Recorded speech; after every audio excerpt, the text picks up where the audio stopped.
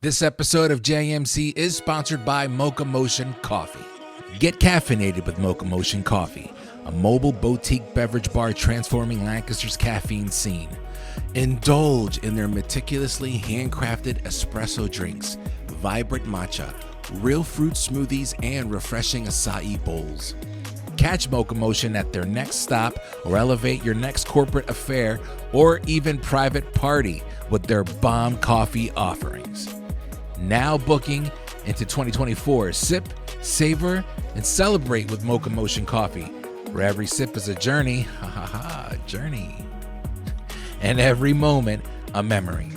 Learn more at mochamotioncoffee.com. That's mochamotioncoffee.com. Get you some coffee, man. Get me a coffee while you're at it.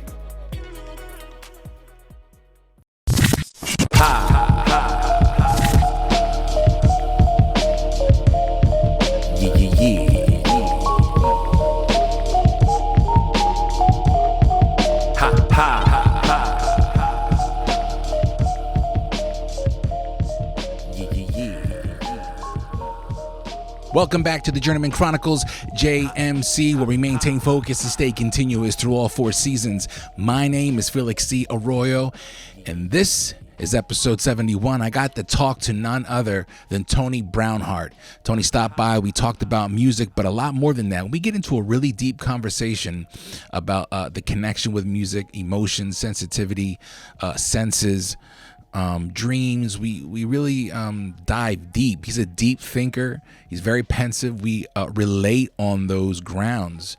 And the reason why I'm bringing that up is because this is an element of the podcast that I was looking to really do with somebody for a long time. Just have a deep conversation about shit that probably nobody really wants to talk about, right? But everybody thinks about, and that's the point. You know, life, what's it mean?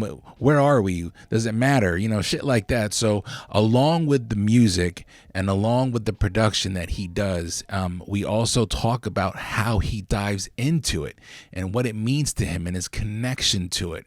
Everything means something, and it's important. And even at a young age, he gets that. A lot of people don't. A lot of people don't even want to have those type of conversations. So I was very grateful that Tony did. So like, you know how it is here, right? We're not going to get too far into the introduction. Let's just get right into it. This is Tony's journey, and these are the Journeyman Chronicles. Let's go.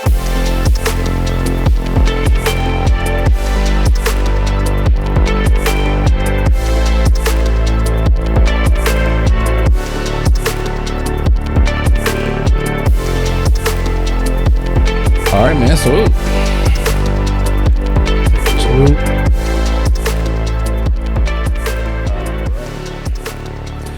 this is cool, man. Tony Brownheart. All right, so we finally get this conversation started. I was thinking about how I came across you, and I think we discussed this already, but Mercedes, which is a family of mine, my wife's cousin, got me hip to you. And go ahead and pull that closer to you, bro, if you can. Yeah, hold that still, and then pull the top part. Hold that right there. Hold that, and then pull that towards you. There you go. How's that? Yeah, good. Yeah, good. Feel free to talk directly into that bad boy. Yeah. Mercedes was like, you got to check out Tony Brownheart. Have him on the podcast. So I started following you. But I'm pretty sure at that time we were working together. We just didn't know. Yeah. And then you were like, you saw me at work, and we started talking, and then your sister Nivy hit me up. Okay. And she was like, I have 3 people for you, and one of them was you. And she was like, that's my brother. And I was like, I didn't know that was your brother. And I know of Nivy. We've never really officially met, but through the years of making music, I used to make music. She used to record at my boy's studio. Gotcha. So just a small world, I guess, is what I'm trying to get to here. But yeah, so let's talk, man. First and foremost, thank you very much for coming on. I know the art of not knowing people, but having to get out and interact, and especially when you make music, I'm sure it can be easy for people and difficult for others. How is it for you? Depends the setting, really. Yeah. Sometimes it's nerve wracking. Sometimes I'm in my element. Really just depends. And thank you for having me here. Oh yeah, absolutely. It's a pleasure to be here. Absolutely, man. I'm all about meeting new people, and obviously when Mercedes mentioned you, I looked you up. I was listening to the vibes that you got. You got a dope style. So let's just dive right into music. Sure. To kind of break the ice here. Because a lot of people that I interview are creatives, and mostly around the music world one way or another. So like, how long have you been making music? Like, how did that come about in your life?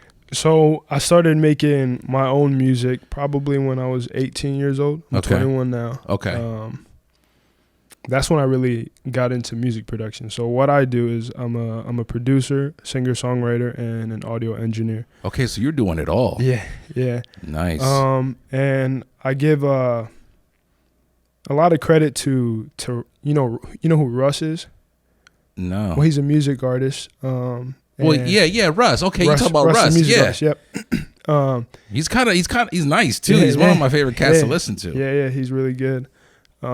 But he was the same way, where he produced his own stuff, he mixed his own stuff, and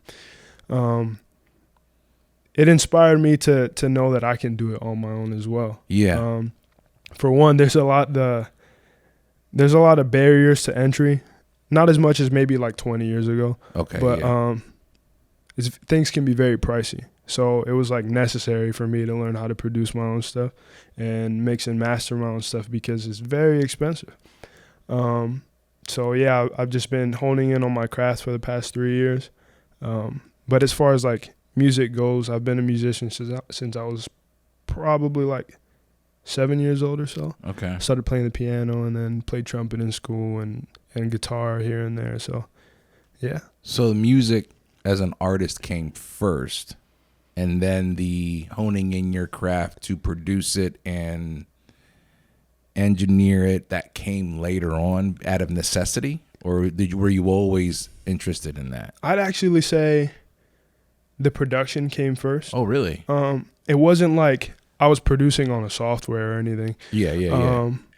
But I really didn't start singing or rapping until like maybe 10th grade, around there. So like 16 years old. I was very shy about my voice, very insecure about my voice. But I've always made songs on the piano and the guitar. Yeah. So yeah, definitely a producer first. One of the things that I can relate to is like when you mentioned how expensive things are.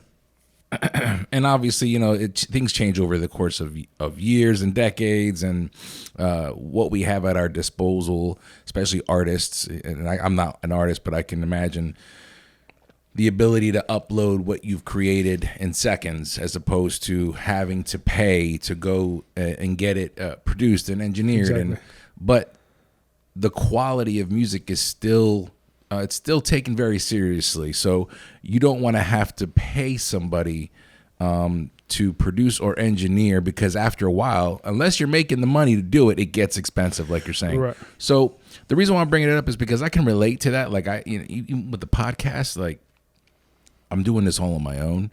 But years ago, and I brought this up before, that I used to make music. Through that, I learned like how to record and edit and stuff.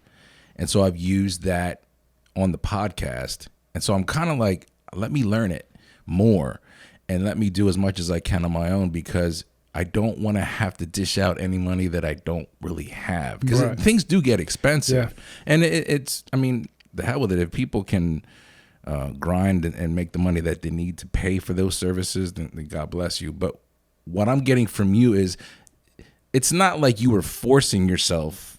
You just mentioned that the production came first, so there was obviously an interest in that. Yes. So yes. It's a passion, a three-phased passion: producing, engineering, recording, singing, rap. I mean, there's a lot. Yeah. That's nice, man. Thank you. Yeah. You ever think about how much work you're doing and you're doing it all on your own? Yeah, I do here and there. Something I struggle with is giving myself credit. Okay.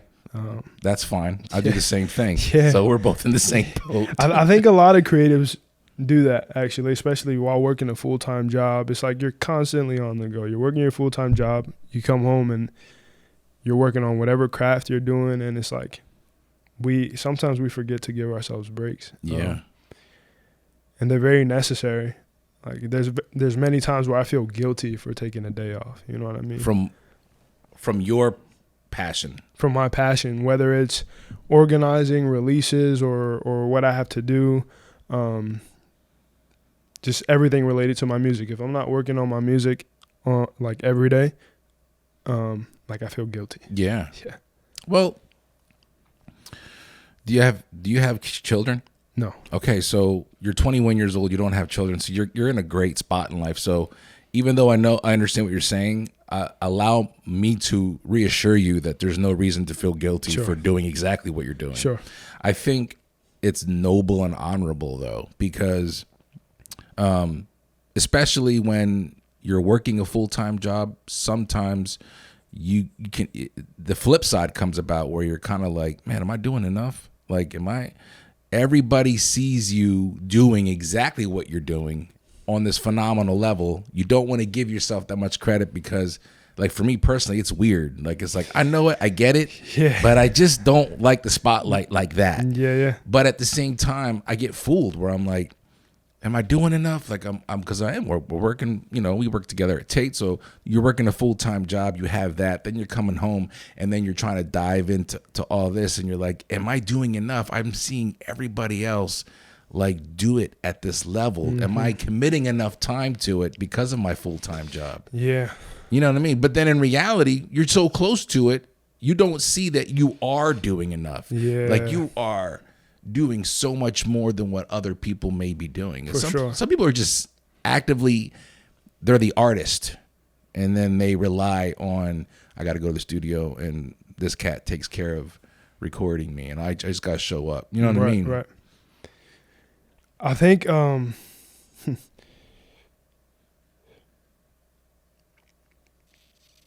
so for me, I've had to teach myself that everyone is like, everyone's at a different spot. Yeah. You might see someone who is at the top of their industry or who's blowing up in whatever industry it may be.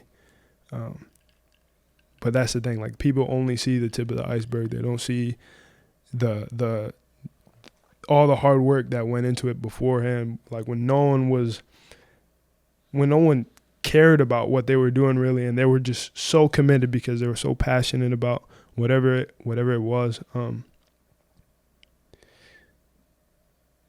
I've had to teach myself that because there's been times where I've caught myself being jealous of others, hating on others, and now I'm getting better with that now. Yeah. So is it more so like the seeing the growth in somebody else and you don't see yourself in that same position? Or is it legit like you're not hating on somebody? It's just more so like, damn, that's where I want to be. Yeah, exactly. Like I respect the grind. Yeah. No matter what you're doing, I respect the grind. It's just like, I want to be there. Yeah. I can be there. You know? Yeah. When doing everything all at one time, I know we've kind of made that clear that that's what you're doing, but when you started making music, was that your focus, or did that slowly come about through trial and error of recording at somebody else's studio and whatnot? So I had my very first time in a recording studio. I had just graduated high school, and I was working on a project called Concept Lotus, and I have it tattooed on my left leg. Okay. And what Concept Lotus means is it's kind of like that concrete rose type of saying. It's like lotuses grow in swamps, and when you think of a swamp, it's not like the most pretty place out there. You know what I mean? Yeah. But it shows that something beautiful can come from something that probably wasn't, that you wouldn't think is the most beautiful. So when I was recording that project, I really just wanted to see what it was like. Like, I learned from the audio engineer's workflow, and I just took notes. And what inspired me to to go and do the audio engineering myself was that like I wanted to edit all the sound to the way I liked it. You know what I mean? Like, sure, this guy might be a professional, that guy might be a professional, but they're gonna do it their way, and I might not want it to be done that way. So I started doing it on my own, and I got to a point where like I hit like a standstill with it, where I wasn't seeing any progress, and I was very critical of all of my audio engineering for a very long while. But I just had to do it. I just had to do it. So I just started releasing music, even though the audio engineering was absolute ass. You know what I mean? That you were doing? Yeah. Okay. It's but garbage. you were like, fuck it, I'm going to do it. I can't wait anymore. You know what I mean? The only way I'm going to learn is by doing it. And then now each time I release a song, I learn from it, and I can listen to my songs that I released a year ago, and I'm like, I could have done this better. I could have done that better.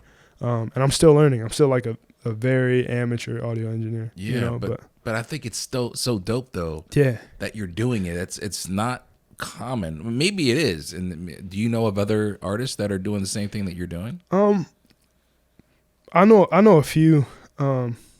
I can't probably like name them off the top of my head, but do you I network definitely a lot. Is that something that you're? I struggle with that. Yeah, I struggle with that. Yeah, I got the vibe like because I'm the same way. So I was getting the vibe like when I mentioned at the very beginning, like the getting out and talking to people. Is that something that's difficult for you?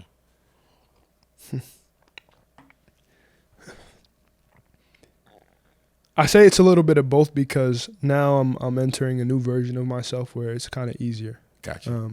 But I still have that part of me where I'm very reserved. Yeah. You know. So, yeah. So, networking when you do find that moment where you're like, okay, I'm comfortable now. Talk to me about does the networking and collaborating ever come into play with you, or are you a very private person where you kind of like just like to make your own music? Like, how's that with you? Because I know a lot of people they got the tribe with them, so to speak. You know what I mean? And which is dope. But on like me personally, there's times where I'm like, I love that, but I just like to roll dolo, bro. Like, and do my own thing. Yeah, I'm an extremely private person. Yeah. Especially when it comes to my music because it's so personal to me. Okay. Like my sister Naibi, she's a phenomenal singer, a phenomenal writer. Yes, she is. Yeah. I won't let her write anything for me. Yeah. You know, it doesn't feel right. Gotcha. Has she tried? Yeah, she's tried. and the thing is, it was good. It's good. But it doesn't feel like me. You know what I mean? So like I don't let people sit in on any of my sessions at all. I'm not comfortable with it. I'm not comfortable with opinions of others. And I guess that's something I have to work on for myself is like I got to be so secure in myself that someone else's opinion has zero effect on me. Yeah, but to your credit, sometimes it just is what it is. Sure. I remember when I used to make music, when I would rap and I would write, I had my own like technique, and then whenever I collaborated with somebody, I wasn't used to how they would go about it. It's like they were brainstorming, and I needed to be a part of it, and I was like, I don't want to do it your way. I actually want to be alone. Yeah. I actually don't. They would play the beat on loop, and then you just write, and I'm like, I need the beat to stop. Right. I need the music to stop so I can think. And then I play the music, and then I stop. So I'm interested in like how your process is. It's very random. Yeah, very random. Sometimes like I'll be at work, not even listening to any of my beats or type beats on YouTube, and I'll get like a melody in my head, and I'll take out my phone, open the memos app, and then record it. Yeah.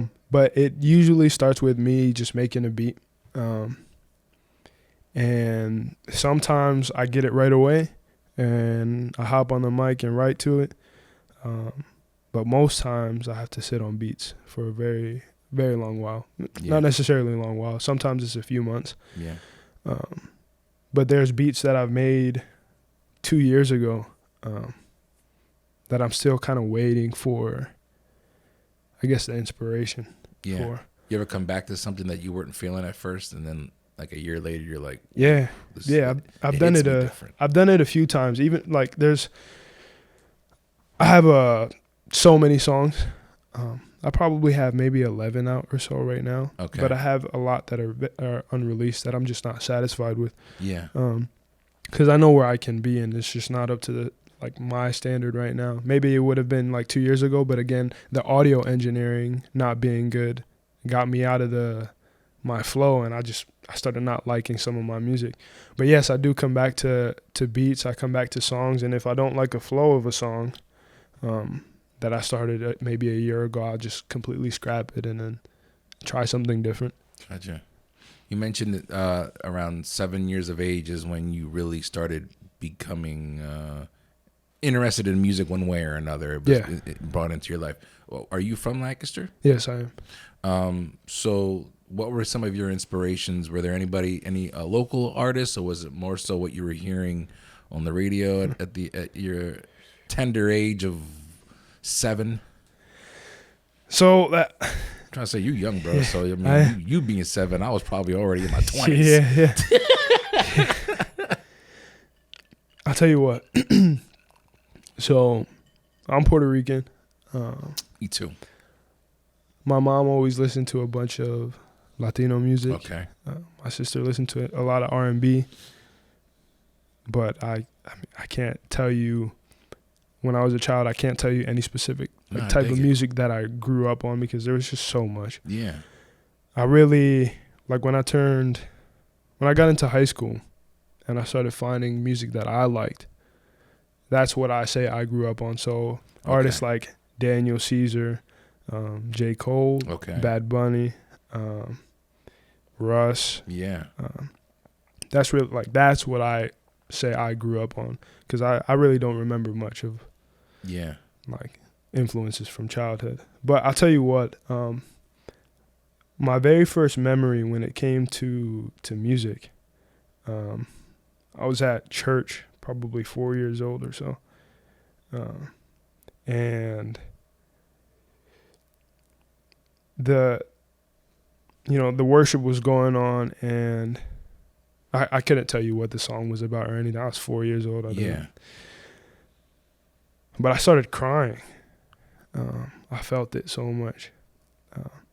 And that's always stuck with me. I'm a very sensitive person physically. So from touch, taste, smell, hearing, everything's very sensitive. So everything's heightened. I probably get goosebumps 10 times a day. Yeah. Most of it is off of music. Yeah. I can hear, you play me a song right now, and it could just be a beat, and I'll get goosebumps. But yeah, that's my first memory of knowing that I like music. It's pretty dope that you bring that up, because that just goes to show really your heightened sensitivity. Your senses really are heightened, where you're probably in tune with a lot of frequencies that other people aren't hip to. I don't know if you get into that or follow that. I'm a big believer, and we've talked about it before, myself and other guests on this podcast, about paying attention to your energy and the energy around you and the energy from other people, and the frequencies that people give off. The human body is naturally in tune with a certain frequency or a certain note. You can go on Spotify and listen to playlists that just play that frequency. It helps people go to sleep. You know what I mean? Yeah. And so what you just said to me was that just hit the nail on the head. That's what that is. And I don't know if you're even aware of it or if other people are aware of it, but when you have something like that ability, that just goes to show you can really dive into what someone's saying or listen to music. Like you said, there could be no words, but you're immediately in tune with that frequency. Yes. I think as an artist, that's imperative. For sure. Yeah. So do you believe in that as well, or? I'm at a point where I don't know what I believe. Yeah. I don't know what reality is. I don't know what anything is. Yeah. But I do take things here and there. And I mean, like quite literally, sound is frequency. Yeah, you absolutely. know what I mean? But yes, I can pick up very, very. I pick up people's energy very well, people's vibe very well. So yeah. Yeah, what kind of music are you writing? Is it all personal shit? Or are you? Yeah, it's usually all everything I've experienced, everything I've gone through from love, sadness, self-discovery. Right now, I'm working on a project called Dear Andromeda. Okay. So I'm really into space. Okay. I'd say, like, learning about space kind of helped me find meaning, like more meaning in my life. Man, kind of made me wonder what I am. Like right now, we're on a planet in space. You know what I mean? Yeah. We're sitting down because of gravity. You know, I'd honestly say like just being aware of what nature is and all that is like it saved my life because I was in a very dark place. Yeah. Like not even a year ago, you know. Yeah. What was it that put you in a dark place? Do you mind? Or no? I just know that I've been kind of like sad most of my life. Yeah. So my dad passed away when I was 6 years old. And then ever since then, like I became very reserved. So that's when I started becoming reserved. I was a very out there type of child, you know, a very hyper child. And then just like a few years later, when I was 9 years old, I found out that he wasn't my dad. Oh, okay. And that I have some, like my biological father is out there somewhere. Gotcha. And this was something you weren't hip to when your father was alive. No, it was after he passed. It was after he passed. I haven't met him to this day. I haven't spoken to him to this day. But I felt like abandoned. Sure. You know, I felt unimportant. You know. But now, like, going back to this whole space thing. Yeah. Like, sure, we might be very, very small. But then it reminds me to, like, look at my hands and see the detail in it all. Knowing how small we are. And it makes me feel good. It makes me feel beautiful. It makes me feel happy. Yeah. I think one of the dope things when you talk about space, I've never been like a student of it, but I guess if I really think about it, I can be, because I'm always enthralled by the thought of like you said, like this, we're on a floating rock, really. Yeah. And there's endless space and we are just this small little blip.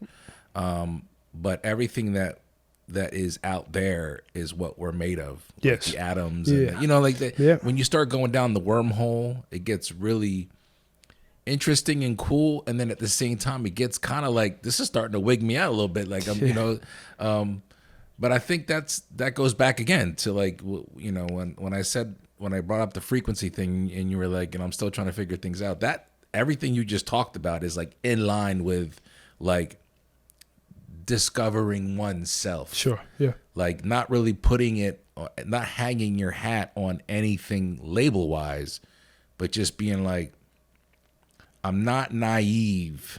I'm hip to something. And I don't know what it is, but I love that I'm looking for it and I'm studying it. And I'm here, but I'm not here by accident, but maybe I am, but it's not supposed to be taken, you know, and like I said, there goes the wormhole. So I think it's cool that you do that, man, because I don't know if a lot of kids, forgive me, you're a young man now, but I'm 44, so everybody below me basically is a kid. Yeah. I got my daughter will be 21 in November. But like the fact that you're at this age in your life and you're thinking along those levels is pretty phenomenal. And as an artist, I'm sure that's putting you in a position when you make your music. It's important. This isn't music that you're just like, I'm gonna release like 3 songs this week and put it out there and see what kind of traction it gets. Right. Yeah. On that, like when you focus on numbers and stuff, like I don't know, it can't be the focus at all. If the music is good, eventually it's gonna get numbers. Just like money, fame, numbers should not be the focus of any music artist. You know, if you're good, it's gonna come. Don't worry about it. That's why, like, I don't stress that at all. Nice. I imagine everything that's coming very vividly, but I don't stress it. When you say you imagine everything, you mean you're talking about what you want coming into your life. You vision it. Yeah. Okay, cool. Yeah. It's like the law of attraction type shit. Sure. Yep.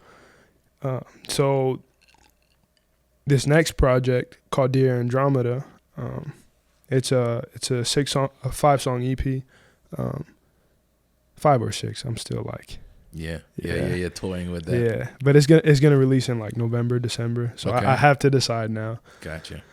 But it's a project about self-discovery. So Andromeda is the closest galaxy to the Milky Way. It's about 2.5 million light years away. Okay. And it was named after a Greek goddess. I can't tell you much about that story because I really don't know anything. I like the name a lot. But yeah, it's a song about it's an EP about self-discovery, and just like learning how to trust myself and like knowing that it's okay that I'm so uncertain about literally everything. Yeah. You know what I mean?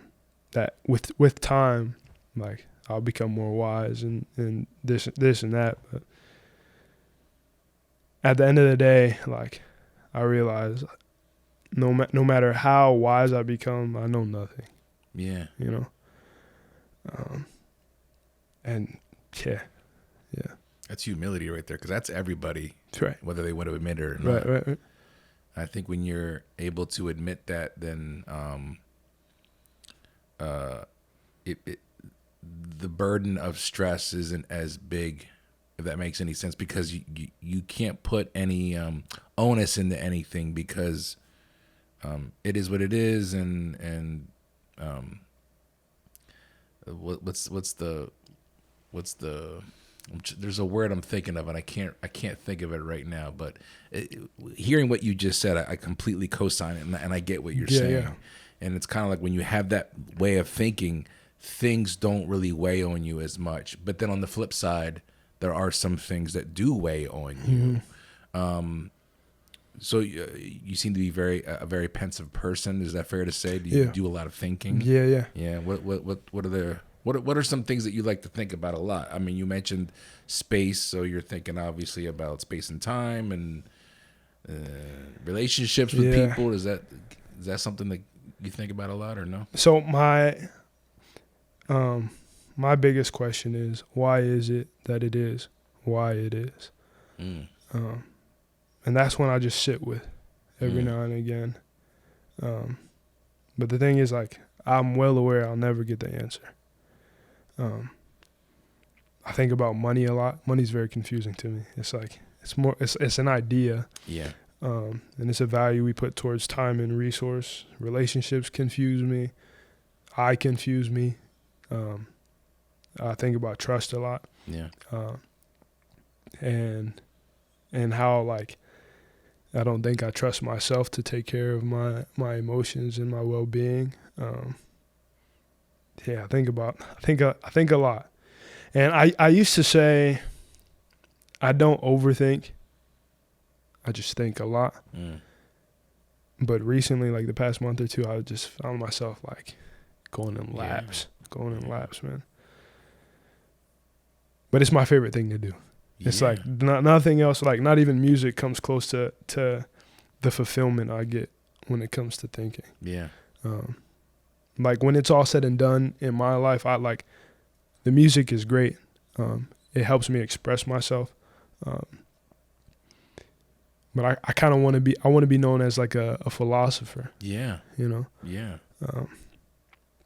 Yeah. And on the like the expression thing, I struggle a lot with expressing myself through like just talking. Okay. And even thought too. Even thought. I struggle expressing myself through thought.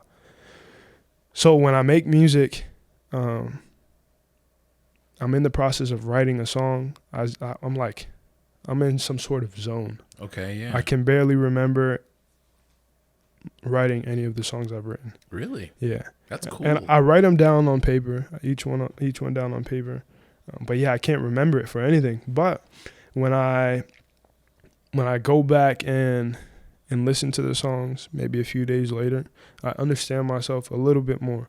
So even those songs that I've written a year ago, 2 years ago, 3 years ago, every now and again I'll go and listen to understand where I was at and what I was feeling, even though like the sonics of everything isn't up to my standard right now, you know what I mean? But I can still learn more about who I am. Yeah.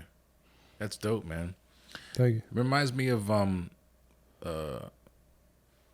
not that it goes along with what you're saying, but just the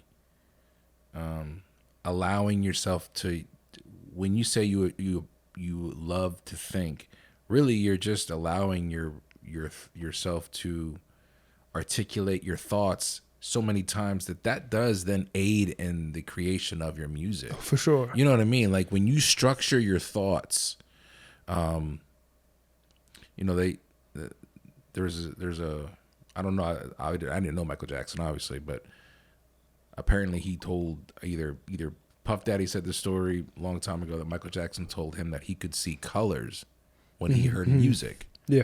I believe that. Yeah. I believe that there are, that goes back to the frequency shit I talked about, but like if you allow yourself to train your thoughts and control them and articulate your thoughts and program your thoughts, not in a fake way, but in a way where you can train and learn. And I think that's why you love diving into your thoughts so much, because it's an endless education for oneself. Yeah. That you can actually start to get hip to different things that other people aren't in tune with.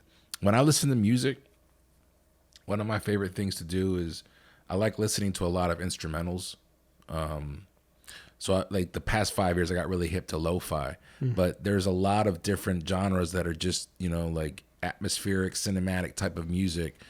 And there's people that just love making that type of music. And I love listening to it and catching the number of different instruments that I can hear. Yeah. And there's people that are like, how are you hearing that? And I'm like, but how are you not hearing it? Right. Like it's right there. It's like you can see the levels actually like kind of like create themselves in front of you. It's like I can see the different levels of instruments, and I think that's just my brain being so used to working and thinking that you can do that.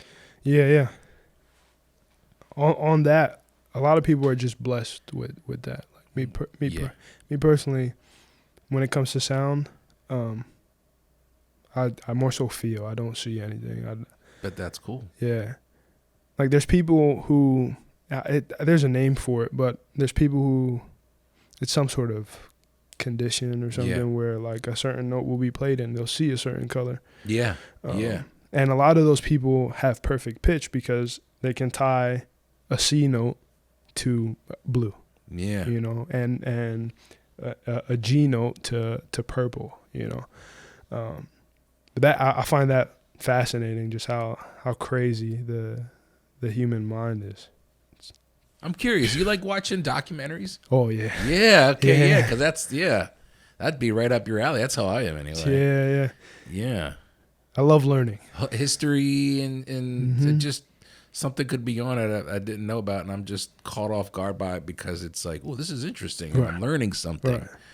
And then my wife will be like, what are we watching? And I'm like, I don't know. I have no idea what's going on, but I'm learning. It's interesting. Yeah. I get that.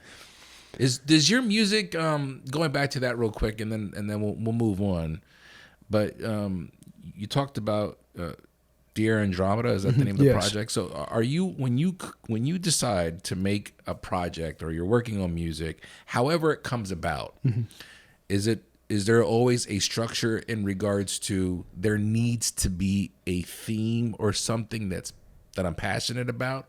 Or are you writing stuff and then all of a sudden it's like, I got like 5 good songs that make me feel this way. I'm gonna put it out and call it this. Yeah, depends what I want to do. Yeah. So for my EPs and like albums, I really want them to have a theme.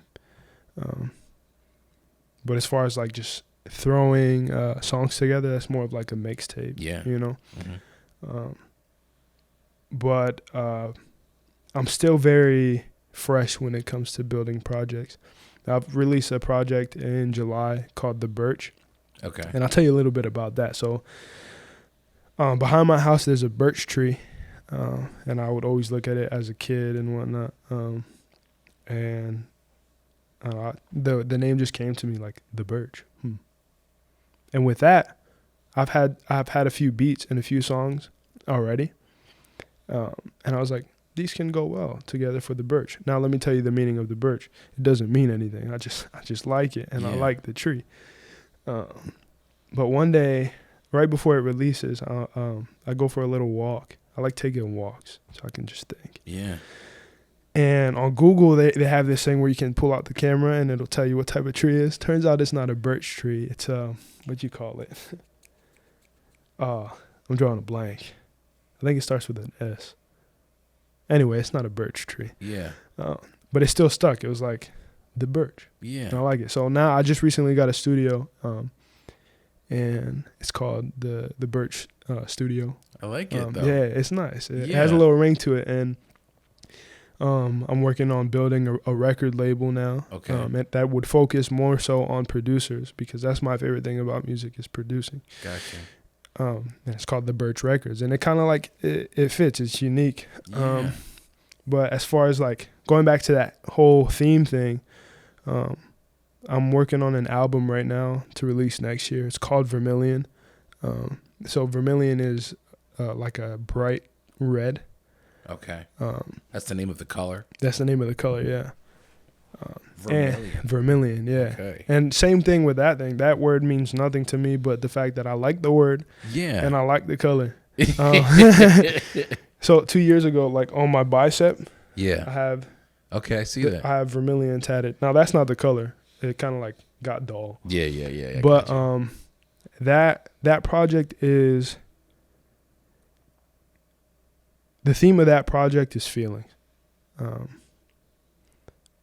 From like love, happiness, thoughtfulness, partying. I want to put not all, this is probably impossible to do, but a lot of human feelings into this project. Yeah. So it's going to be like a roller coaster, but with that, how I order the songs is very important, because there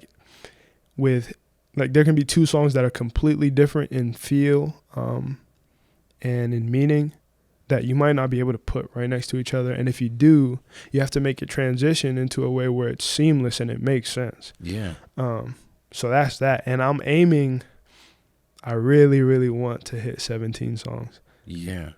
Why that number? I don't know, it feels good. Yeah, 17 songs.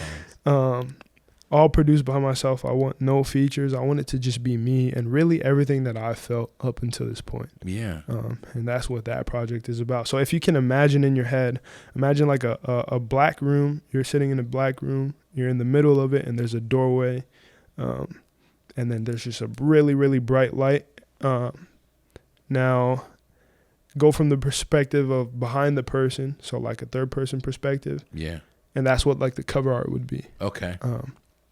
But yeah.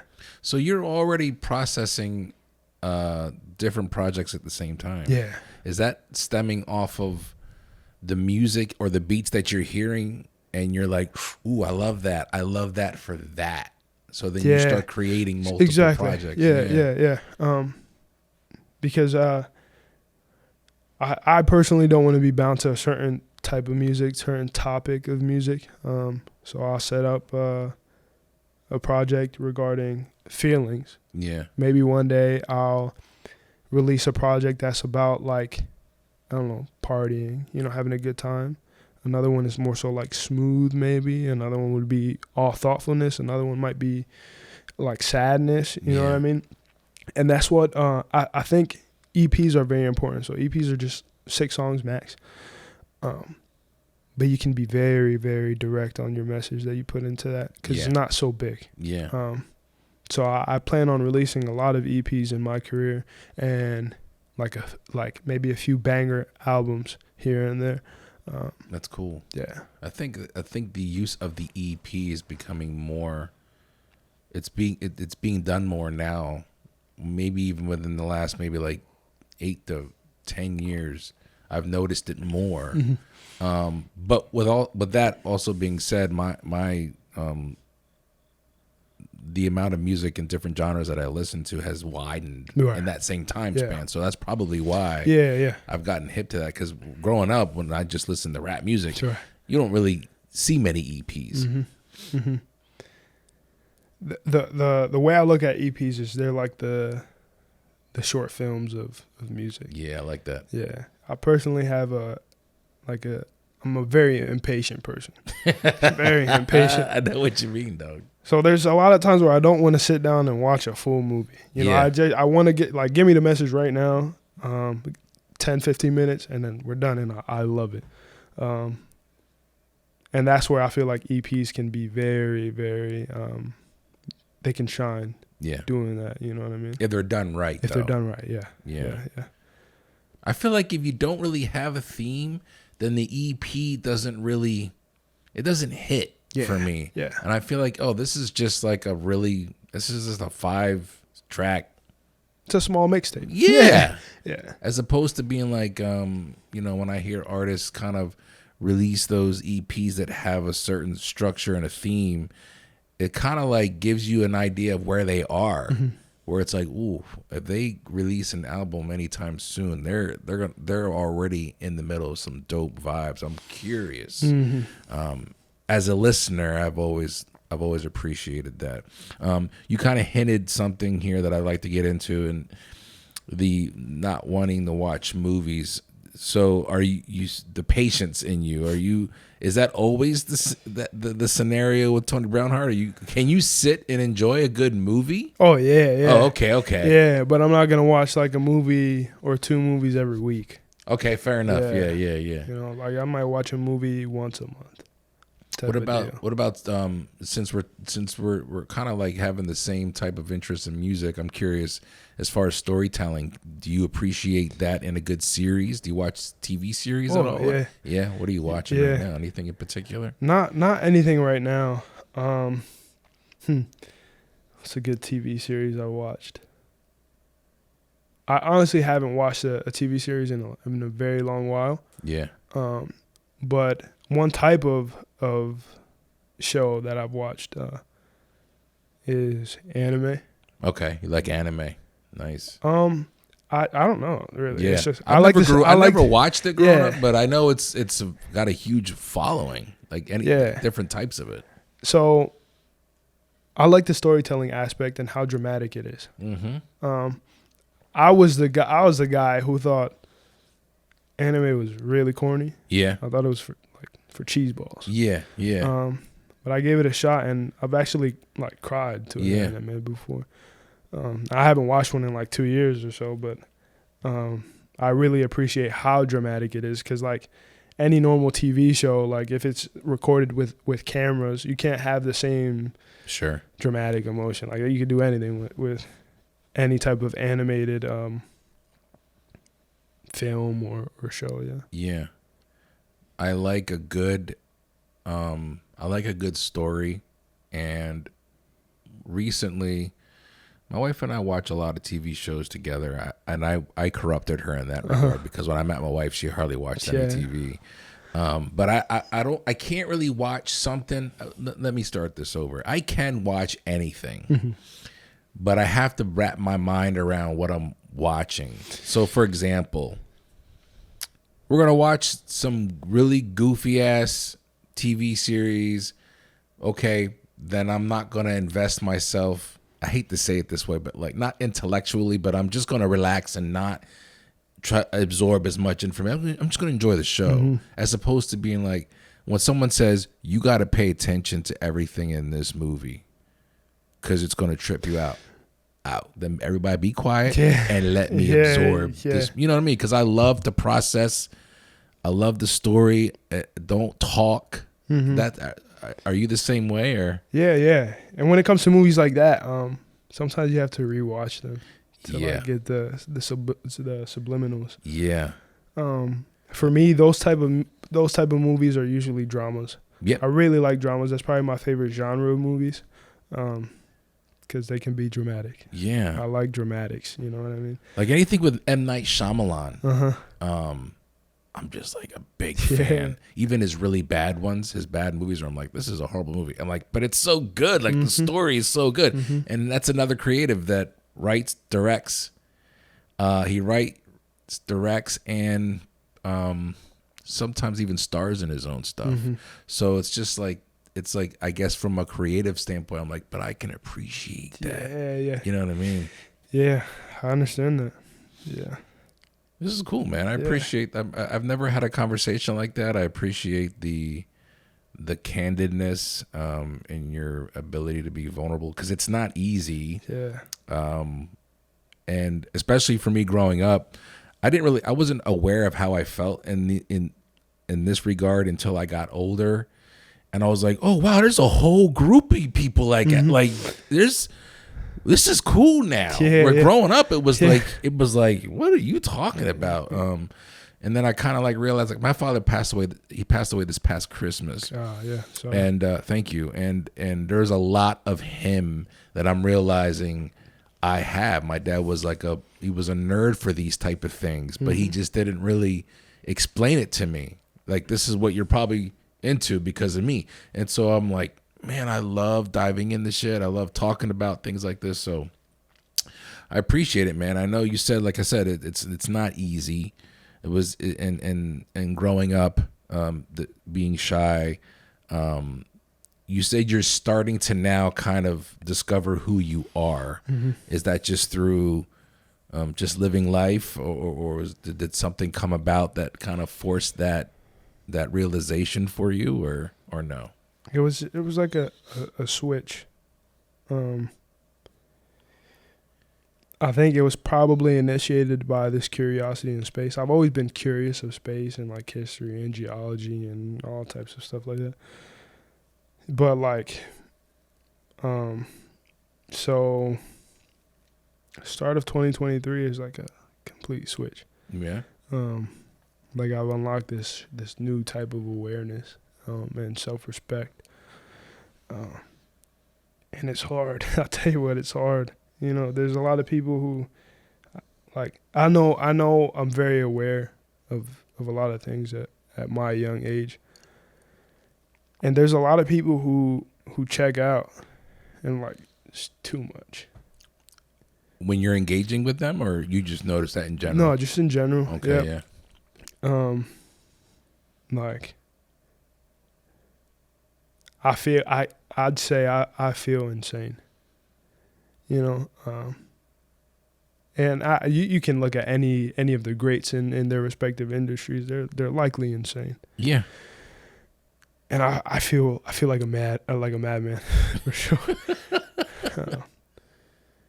But yeah, it just happened 2023, and it's like, all right, my entire life, my awareness is going up like this very steadily, and then fucking, pew. Yeah.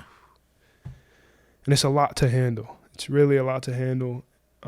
It gets stressful being very aware.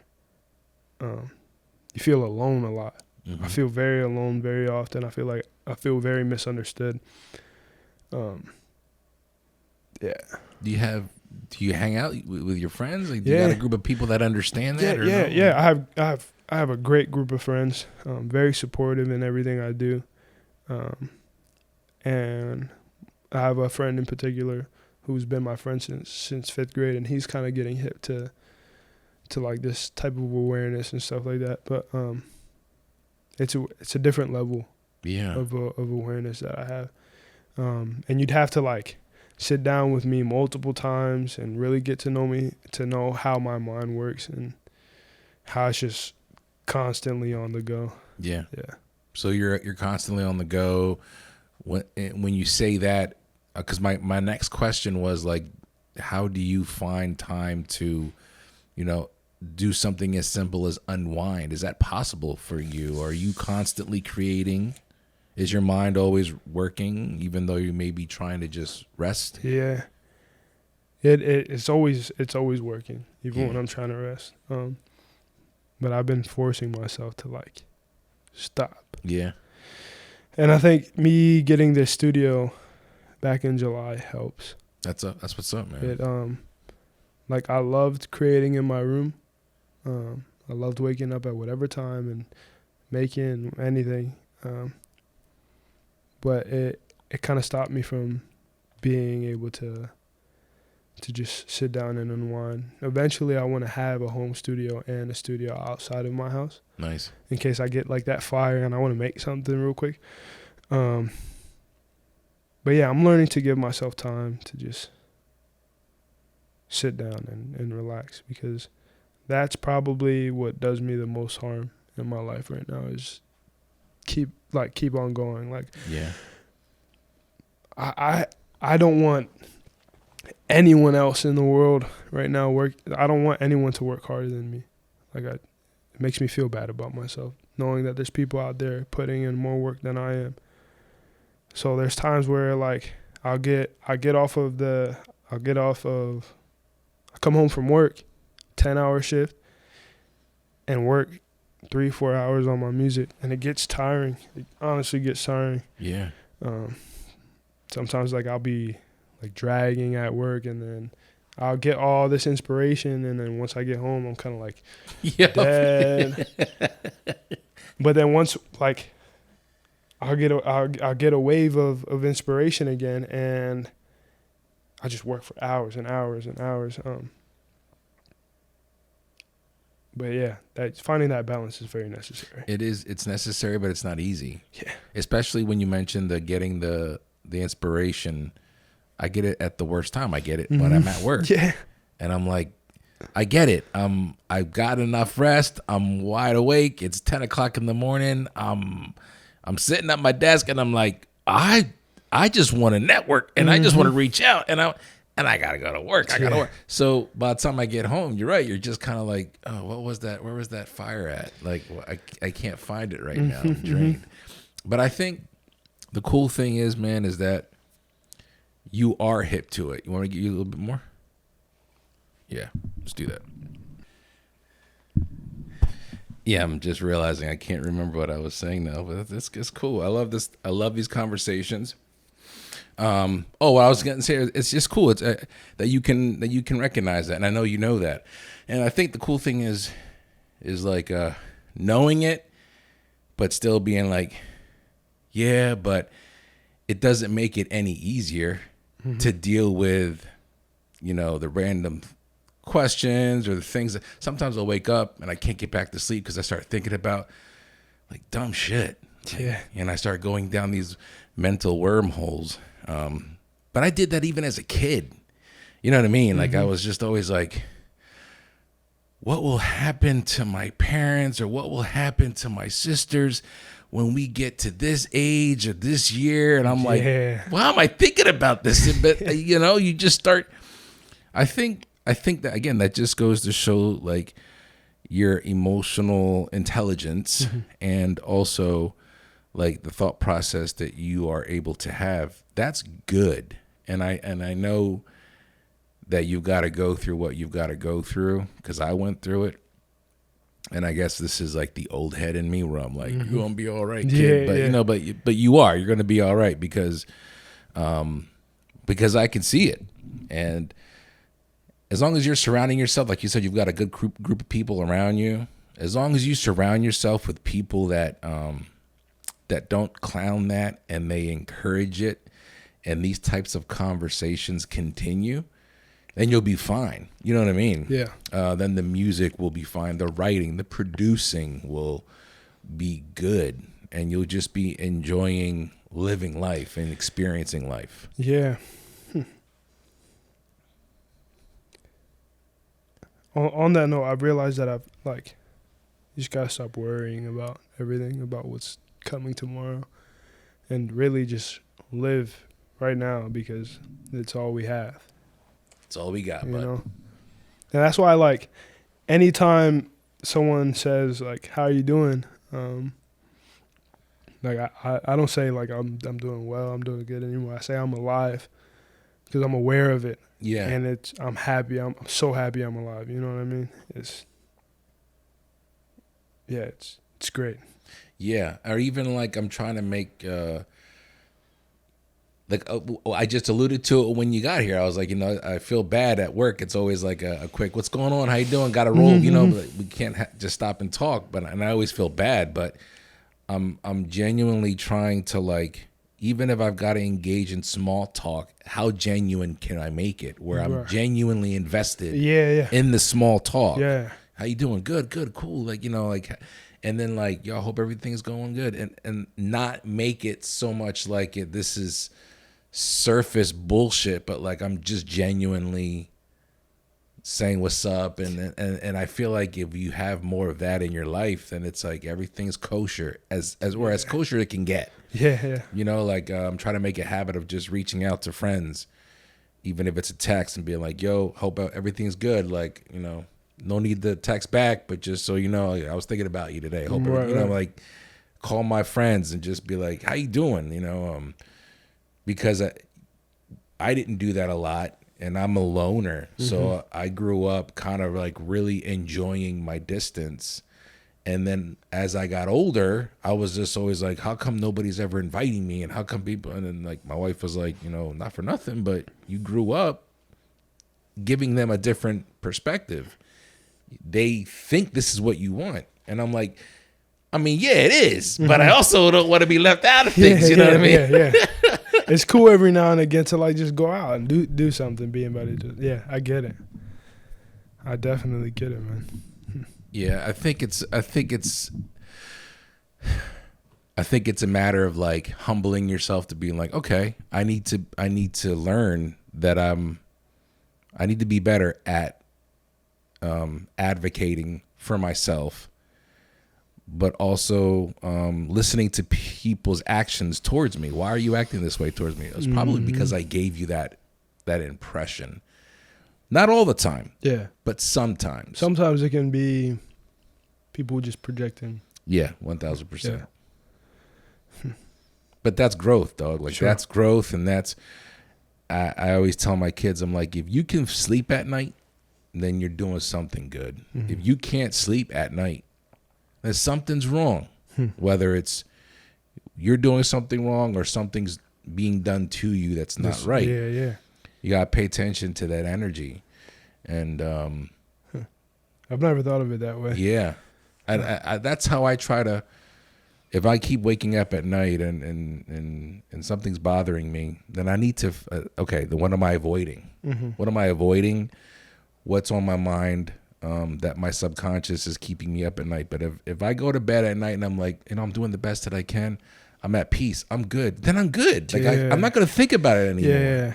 Yeah. Because your gut will tell you. Like I feel like we were given that internal like barometer, to be like, you can't just always skate on people and you can't be a dick all the time because that's not going to sit well with you. That's right. So it's like, well, I think I'm good. I tell my kids that if you can sleep at night, then you're doing something good, and just work off that. So on that note of like your gut instinct, your subconscious, what's your perspective on dreams? Dreams are confusing, bro, because I've been going through this thing. Well, to answer your questions, I feel that dreams are important. I'm not a believer like, dreams are just a coalition of your thoughts of whatever random firing in your brain. Like, I feel like there's a reason for dreams. But lately, I've been having dreams where I can't remember them. And typically I'll remember a dream or I won't remember it. But I've been waking up and like I can see it. And then within minutes, bro, like all of a sudden I can't remember it. Yeah. And it's almost like I've been kind of pissed because I haven't had a dream with my dad. And I've been kind of jealous because like my sister has had a couple. And I'm like, yo, what's wrong with me? Right. And then like, I'll tell you this dream. is the first time I've ever telling this dream. Okay. This is a pretty vulnerable dream I had here. Okay. I had a dream. Well, a little side note. I posted on TikTok like a couple months ago that every time I dream about flying, I can't fly in my dream. Like in my dream, I'm trying to fly and I can't. And I'm like, you always hear everybody talk about like, I love in my dreams I can fly. I'm like, in my dreams, I can't. Like that's how much of a loser I am. Like even in my dreams. So I had a dream like a month ago that I could fly. And I remember I was like soaring into the dark midnight sky with the moon like illuminating the clouds. Beautiful. And I was up there and kind of like the Jordan Jumpman logo. I was kind of like reaching like that. And as I got all the way up to the top, I realized I was naked. And I became very self-aware and like scared. And as I became self-aware, I started to like float back down the earth. As I'm floating back down, I'm coming down near where I went to Buchanan Elementary. It's not Buchanan anymore, but it used to be Buchanan Elementary in Lancaster. That's where I went to elementary. And I'm landing in the playground there. And as I'm landing, my dad and his brother are there working on something, but their backs are to me. It's the only dream so far I've had with my dad in it that I was like, oh, my dad was there. You're right. But in my dream, I wasn't aware that my dad was finally in my dream. I just remember being like, shit, man, I gotta cover myself up. So I land and I cover myself up. I'm trying to cover myself up. And these two teachers, a man and a woman, come out of the school and they're walking towards me. They want to talk to me. And I'm like trying to run away from them. And as I try to go fly away, I can't fly up as high anymore. And then I wake up. Yo, it was so bizarre, right? And I'm like, I finally have a dream where I can fly. Of course, I start like going into like, what does this mean? What is that? You start Googling shit. Because like being naked in your dream means something. And I'm like, what is it I'm afraid of? And I'm like, my dad was finally in it, but he was working on something. He didn't notice me. And it's just like, dreams for me, man, they like, I feel like, I don't know if they're trying to tell me something from another space and time, but I just feel like they're like the brain's way of being like, there's something going on with you that how can I bring it to your attention, and let's just make this dream and so you can visually see your emotions that you've been dealing with, that you're not discussing, that the things you keep here, brings things to the forefront. Yeah. And it's like sometimes I wish I could remember all my dreams, but I definitely feel, I mean, that's a long-winded answer and I apologize, but no worries. To answer a great your dream, answer. yeah. To answer your question, I believe dreams are highly important, man. Yeah. I'm not a big like, oh, I didn't dream anything. No, you did. You just don't remember you it. forgot it. Yeah. Huh. And thank you for sharing that. Man, absolutely. I was able to vividly see that dream, from my perspective. And that like that dream itself can be interpreted so many different types of ways, So what I think is like,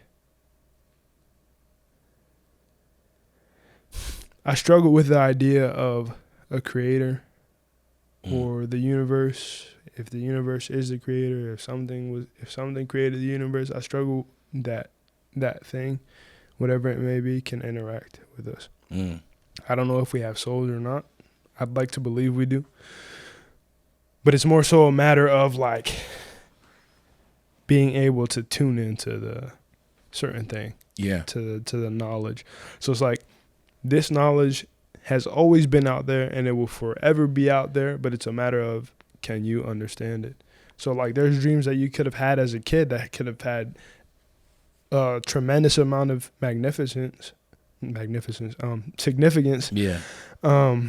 But you just didn't have the tools to understand. it. And with experience, you're able to take lessons in everything and things that like, I don't know, like you can look at a stoplight, right? You can get a bunch of stoplights in a row and then you're like, maybe I should slow down. When really it's like, there's probably no meaning behind it, but if you tap into that, you can understand that you're probably moving too fast. Yeah. You know what I mean? Yeah. And that's something I realize, like with me, like sometimes I gotta slow down. But yeah, that feels right to me, is that like if you can tap into something, then it's like, it feels less like I'm a puppet. Yeah. You know? Well, I feel like if you can tap into something and it feels right, then that's good enough. Right. Yeah. You know, and I think I got to the point with my kids, because my two oldest they're at that point where they're you know, I grew up going to church, and then when my daughter was born, I stopped, and my two oldest grew up. They didn't grow up the same way I did. Mm-hmm. Now my wife and I have that same upbringing, and we're trying to instill that in our children. But in the back of my mind, it's always like, because I have 4 kids, I have 2 from a previous marriage, Yeah. and then my wife and I have 2 daughters.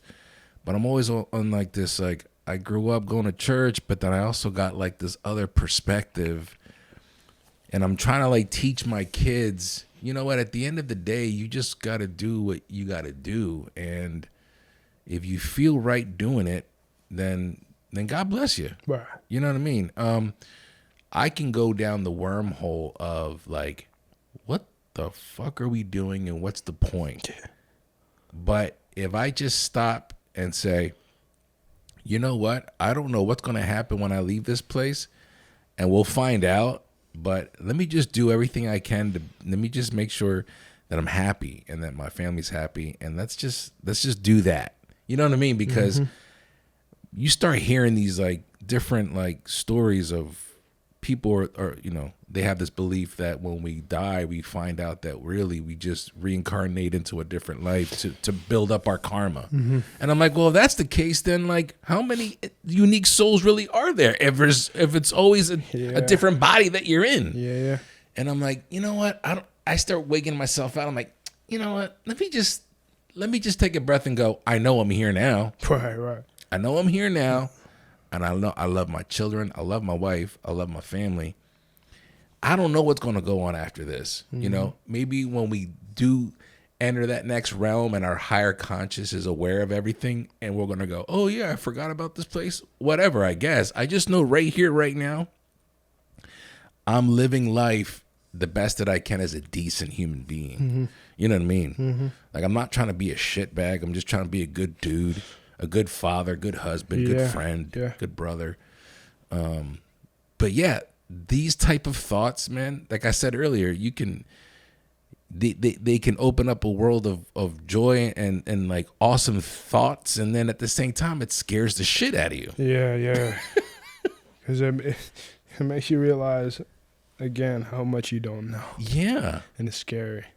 The uncertainty can get scary. Yeah. And tying into like you were talking about, like your love for space, like the symbolism in that is like space is just like this endless abyss of what?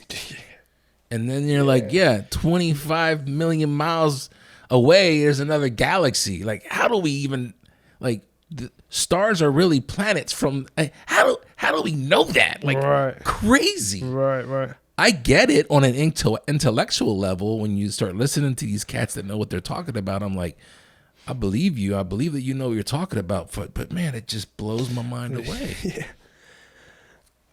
I can't tell you who said this saying, but there was, I believe it was a scientist of some sort, or a philosopher, something along the lines of like, space, like, I'm paraphrasing like crazy right now. Space is cool and all, but what's really amazing is how mankind can measure it and like understand it and like make discoveries based off of space. You know what I mean? Because we can't go anywhere. Yeah. It takes a lot of energy to even leave our planet to go to the moon. Yeah. It's with our current technology, it like there's people who say X amount of time and whatever amount of time. But what I've consistently heard is like with our current technology, if we have an unlimited amount of energy, to get to the closest star system would take like 70,000 years. See what I mean? And we can't even comprehend 70,000 years. We can like think we think we do, but we can't. Mathematically, yeah. But I mean, like 70,000 years.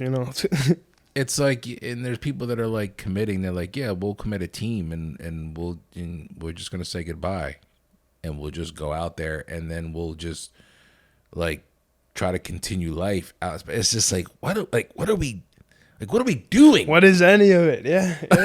Like it's so noble and dope, but at the same time, it's like, what the fuck are we doing? Like, we can't even figure out this own planet. I think at the core of humanity, we have this very big tendency to try to put meaning towards everything. Sure. And through exploring space, religion, science, microbiology, biology, chemistry, all that, we understand ourselves a little bit more, and we're always searching for like the meaning and everything. Yeah, trying to get a grasp on something is comforting. Yeah, very comforting. As opposed to just being like, I don't know. It's a little bit more certainty than we had yesterday. Well, one of the things that I'm doing to end these interviews this season is typically from seasons before, interviews before, I would always ask, like, what's your game plan for the next 5 years? But what I want to start doing is like engaging with my guests with a question. Mm-hmm. So like, considering everything that we've been talking about, like, what's your, without allowing it to get complicated, but just a down the earth, honest answer. Like, what is your not interpretation, but what do you think is going to happen with mankind?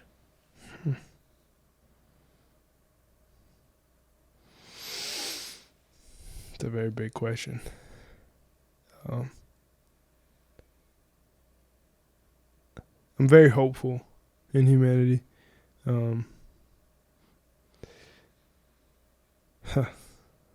Possibilities are endless.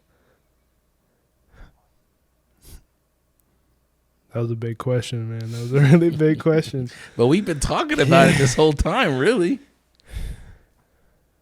You see an upswing here, though, with humanity. Mm-hmm. Mm-hmm. No hope is not lost.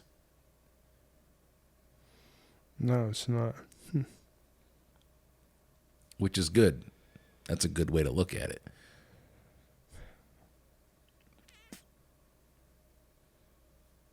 I honestly couldn't tell you. Yeah. And that's like my down to earth, honest answer. But that's what I like, man. Yeah. I'd hope that what I would want to happen to humanity is I want us to, like, just understand that we're in this together. Yeah. And that at the end of the day, like, sure, there might be aliens out there or something, but right now we know that we're all we got. Yeah. So we should start living a little bit differently. Yeah. With a little bit more love and a little bit more care. Yeah. Yeah. Yeah, and kind of allow things like music to bring people together, because that's like a natural bonding element in life, is like music, the art of music. It's like a universal language. Like, if there is life elsewhere, I'm sure they have music too. Yeah, they have to. Yeah. I would hate to think that some other universe doesn't even know what music is. Right. Or some parallel universe that's like in line with ours, as some people also believe. Yeah. All right, Tony Brownheart. Real quick, man, is that your government name, Brownheart? Like, no, my government is Anthony Dominguez. Okay. Yeah. So talk to me real quick about Tony Brownheart. Where'd this name come from? Yeah. So my previous artist name used to be Nine. Okay. But it was spelled Nixne. Ah. And what the number 9 meant to me was like something that keeps you going. And The thing is, it was a little confusing for some people. Some people would call me Nixon, Nixnay, Gotcha, 9. Yeah. So I was like, I got to come up with a name that is very easy to say, but that no one else has. And I knew that I wanted Tony, because that's my nickname. I knew that I wanted Tony in it. And in the 7th grade talent show, I had gotten 2nd place for playing the piano. Nice. And when they called me up, they were like, Anthony Heartthrob Dominguez. So my mom was like, what about Tony Heartthrob? And I was like, really? And my sister was like, no, absolutely not. But my favorite color is brown. Okay. And I send brown hearts to like my family and my friends and stuff like that. So like, Gotcha. I really like the color brown. Yeah. And my sister was like, what about Brownheart? Tony Brownheart. And then it just kind of stuck. It had like a nice ring to it. Yeah, so. it does. It flows nice. I like it. Yeah, so that's how Tony Brownheart came about. Nice. Well, Tony Brownheart, I appreciate this conversation. This is probably one of the realest conversations I've had. Wow, that means a lot. And thank you for having me. Absolutely, bro. And just so we're getting this, the 5-track EP, 5-6-track EP is the first project of yours that's going to be coming out. It's second. Second. The Birch was the first. The Birch was the first. Dear Andromeda is the second. No worries. And that's coming out possibly November, you said? The goal is November 15th, but it might be pushed November 14th, so but it might be pushed to like December. So we're not going to hold you to that November 15th date. Nah, you can't. Yeah. But yeah, brother, I appreciate it. That's it, man. Thank you so much. Awesome. Thank you. Right, it was brother. a pleasure.